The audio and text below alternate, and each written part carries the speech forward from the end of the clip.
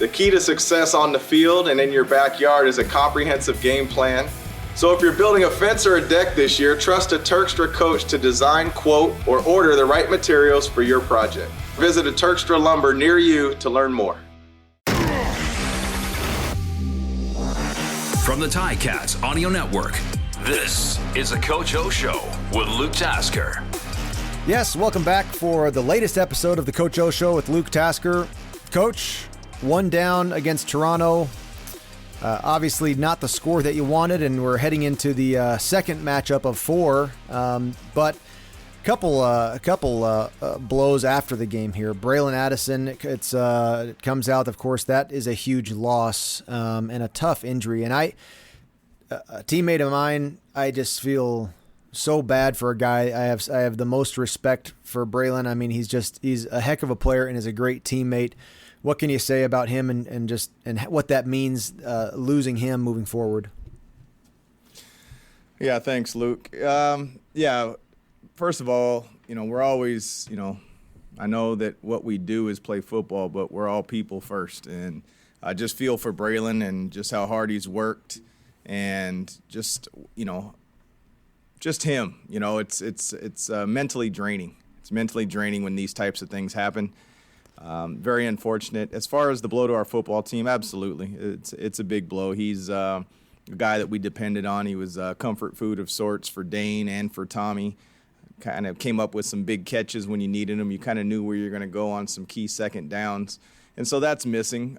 With that being said, we had the game in front of us in Toronto. And while it did deal us a big blow, we still had opportunities to win that football game. And, credit Toronto. They made some defining plays and ultimately came out with the victory. Yeah. Of course, the game was just chock full of injuries, and some of them were hard. I mean, your staff was out there constantly. We saw you, out on the field, just putting a hand on the shoulder, and some guys really struggling. And then after the game, we learned here now Dane's going to be missing from the lineup. Matt Shiltz is in, at least for this week. What has your conversation been like with Matt Shiltz, and what are you expecting from him? Well, as always, Luke, we expect Matt to just be Matt. And, people have gotten a glimpse of his tangible skills. I think one of the things that people would appreciate is he's just a natural leader. He prepares. He reminds me a lot of Dane in how Dane supported. There was a myriad of quarterbacks that have been here where he was just always prepared and at the same time managed to be, 99% supportive. And that's something that you see and you feel daily from Matt. And so, while they have different skill sets, Matt is able to make all the throws on the field. He's definitely a mobile guy, but he's also played in some big games. And so there's a reason we went out and got Matt, and we weren't the only suitor for Matt. And I think that just speaks to the way other people viewed him also. And, we were fortunate that he chose us. And yeah, you just wanted to keep things as spot play, but in the unlikely event something like this happens, we're very fortunate to have Matthew in there. So the expectation is for him to go in there and take care of the football and be himself, and not expect him to be anybody else but himself. Yeah, unfortunate that he has already been an impact in games. I mean, he's not coming off the sidelines for the first time in 10 months or so, and. Coach, in a situation like this, you and Tommy, you guys prepare for a game plan here, is the theory simplifying a game plan when a new guy gets put in this position, or does Matt's experience allow you to remain unchanged and to open up everything that at your disposal? Well, Luke, from playing that you go in with your staple plays, or whatever that bulk looks like. And then you've got your handful or half a dozen plays that exploit possibly exactly what they're doing and things like that. And so you have the mentality. And so when it comes to Matt, I think he can absorb the majority of what we may throw at him. But within that, there's also plays that, Dane really preferred to run. And so there are some plays that Matt prefers to run and where he's comfortable. And I think Tommy's done a great job of adding those to the game plan. That fits how we want to go after Toronto. But some of this will unveil itself as the game goes on. As you know, there's a game plan, and then there's the game within the game. So they're definitely going to come out with some wrinkles that we haven't seen. That's why it's always important to start with the protection up front. And then you're allowed to make your adjustments based off of what it is that they're doing. So I think part of this game is going to be, there's great that you have your plan or whatever bucket of plays for Matt. But also there's going to be some that he may have to run that he's not completely comfortable. But I don't think that's any different than any other quarterback. Mm-hmm. To go back to Game 1 against Toronto this past weekend, it was sort of a surprise for us as we got ready for the call to see that Speedy B wasn't going to be in the lineup starting at receiver at least. We did see him throughout the night, but did it surprise you at all, his somewhat limited involvement? Well, I just kind of looked at it. It might have surprised me a little bit, but as they're getting healthy, they kind of have a way they envision their team, and I'm never, overly critical of anybody else's football team. It's just an observation. What it did bring to, make my antennas go up is that he's going to be one fresh returner.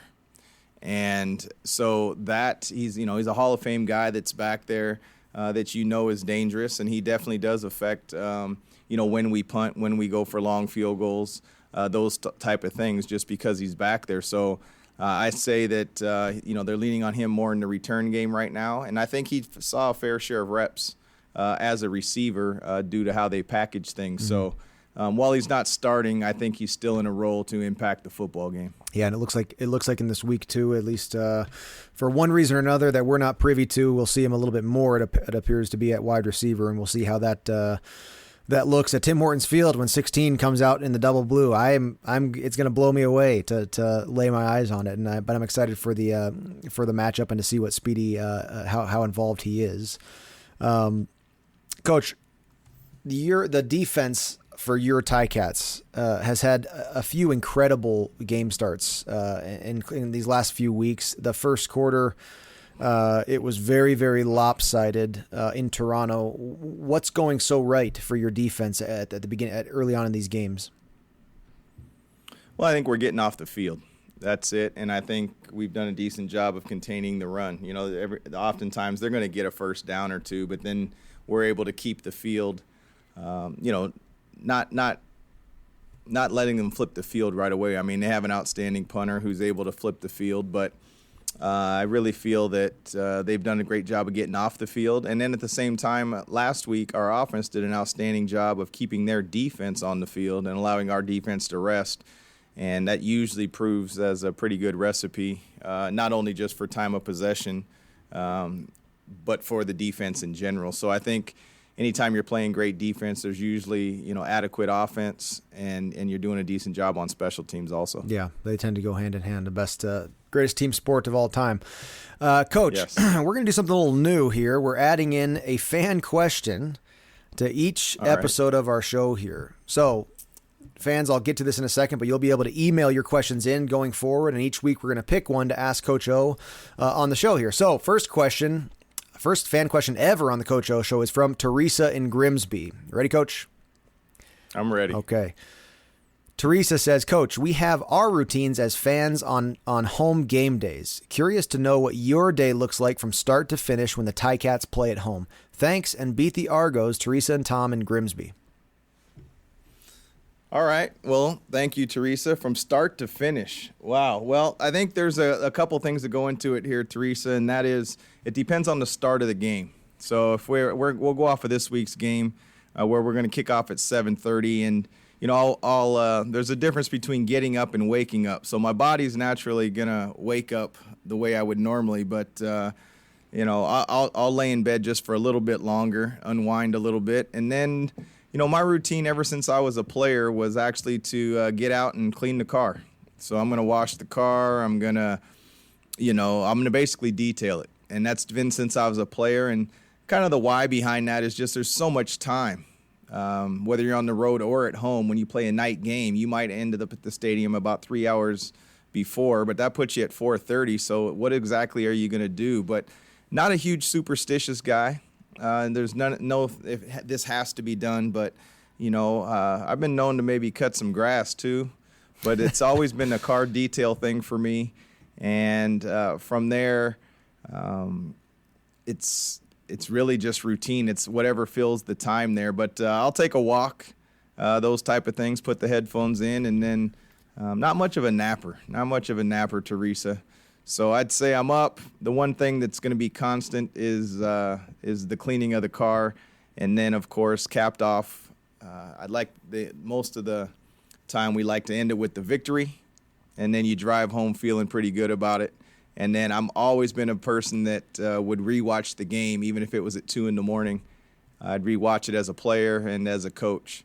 So there you have it, Teresa. That's from the wake up till going to bed. That's great. Drive home from a victory in a clean car, perfectly clean, detailed car. That's a great one. I think part of Teresa's question too is, and this goes for players and for coaches, it seems to me, is that on game day the hay is in the barn. They say, like, I was never watching any more film on game day. Like, I was done, man. Your studying was done. Right. If on a road game, I was going over our offensive call sheet a little bit in the hotel, but the hay's in the barn. It's literally about passing time. I love that. Detailing the car, cutting the grass. That's good stuff. That's me. My last couple of years, when I was young, I was at the stadium. I was hot tubs or whatever. And then I realized that's dumb. I literally wanted to walk in the stadium, put on my helmet, and walk out and coin toss. And I felt I couldn't stand. I had to go on the field an hour and a half before the game started because I had to hold for the kickers, and then wide receiver, and then I was like, I had already done a whole practice before the national anthem. It drove me nuts. By the end of my time, I was rolling into the stadium last second just because I wanted it to be like any other day in the office, any other practice, whatever. So funny stuff. And I'm sure there's guys on the other end of the spectrum, Coach, right? There's guys who are, oh my heavens. Yeah. Oh no. There's people that have their routine, and I know that there's one position group in particular that likes to get there. I don't know. They might as well sleep there. That's the old line. They like to get there at whatever time. But I agree with you. I think as time goes on, you kind of understand what actually will affect the game, and I think as they say, you get a little bit smarter along the journey, whatever that looks like to an individual. But I'm with you. I think the one thing you don't prepare for is you don't come to practice and put on your headphones for an hour before you go out. The routine changes so much, and all of a sudden there's a warm-up, and now the warm-up's completely different than you do every day at practice. And, we're used to a 12-minute stretch, and now all of a sudden you've got an hour and something. I'm with you. I think if you just can stay focused and keep it as close to the same as possible, while taking advantage of not having to hurry and maybe relax, I do think it's important for players to get into a groove, and whatever it looks like for them. Yeah, that's what it comes down to. If it's right for you, it's right. There's no. That's right. You just got to do what you got to do when it comes to game day. Teresa, thanks. That's a good one. And fans, if you have a question for Coach O, you can email gameday@ticats.ca, and we could ask your question to Coach next week. We'll pick one a week going forward for the rest of the series this year. And again, you can send that question for Coach O to gameday@ticats.ca. Okay, Coach, a couple more here, and we're gonna get ready to get into game day for tomorrow. So. One of the storylines that's been progressing here is the difference between your first half and second halves, and it's been a floating figure. I mean, you've said yourself, right? It's hard to pin down a great reason. Each game may be different, and for the fans, it's sort of mysterious. What are some tangibles? Say that last week in Toronto. What are you looking for your team to do a little bit better in that third and fourth quarter? Well, we got to get stops, right? So once the other team's made some adjustments, defensively, we've got to get some stops, or at least have them line up for a field goal. That'd be number one. And then the second of all is we got to take care of our. We can help ourselves by there was two unfortunate things that happened on special teams. We made a poor decision to bring the ball out, which pinned our offense on one. And of course, when you get a punt blocked, when you're lining up for extra points, it's tough. So I think special teams wise, we can do a little bit better job there, obviously. And then offensively, just put the ball in the end zone, right? That's the way to make sure that it doesn't go the other way, that you're always on top or at least even. So it's always a collective thing. It's not the defense is giving up these points because the other team has the ball. And if we keep the ball, then the other team's not going to have the ball, right? It's the defense's job to get off the field to give the offense opportunity. It's the offense's job to keep the ball outside of, a couple of incompletions and a punt. And so it goes hand in hand, and I think it's really nothing more than that. If you look at the other teams that are doing it, that's what's happening. It's what happened when you played, Luke, right? We would kick off, and I think that's why the scores were oftentimes lopsided that year, and we were a pretty good football team, but other teams were equally as talented, but we were able to string together some great situational and continuity football consistently, and the scoreboard revealed that. And so we just need to do a bit better job of that. It's not about play calls. It's about taking care of the football and taking the football away when you have those opportunities. When you have an opportunity for an interception, you got to make it, right? We don't want a knockdown in that situation. When you have a 50-50 ball, it's got to be, as you know, I'm going to call it 80-20. You got to go get it, and when we have an opportunity to block a punt, we got to do it. It's just a collective of things, and it's really that, oddly enough, it's really that simple. You can drill down into the fine fixtures. It's still going to come down to those things. That's great. Listeners, the Coach O Show is sponsored by Turkstra Lumber. Project coaches at Turkstra Lumber can help with everything from a new front door to designing a new deck or fence. Do it yourself does not mean do it alone. Visit TurkstraLumber.com to learn more. Coach, tomorrow, the second matchup against Toronto at home at Tim Hortons Field, 7:30 kickoff. Very excited to see it. Very excited to see you and your team take the field. All the best with your final night's sleep here, and hope the car is looking as clean as ever by game day tomorrow. Thanks, Luke. Well, I look forward to next week. Another episode of the Coach O Show with Luke Tasker is in the books. Let us know your thoughts. Email us at gameday@ticats.ca. Coach O and Luke are back next week to discuss the latest from the locker room. Subscribe to the Ticats Audio Network on Spotify or wherever you get your podcasts.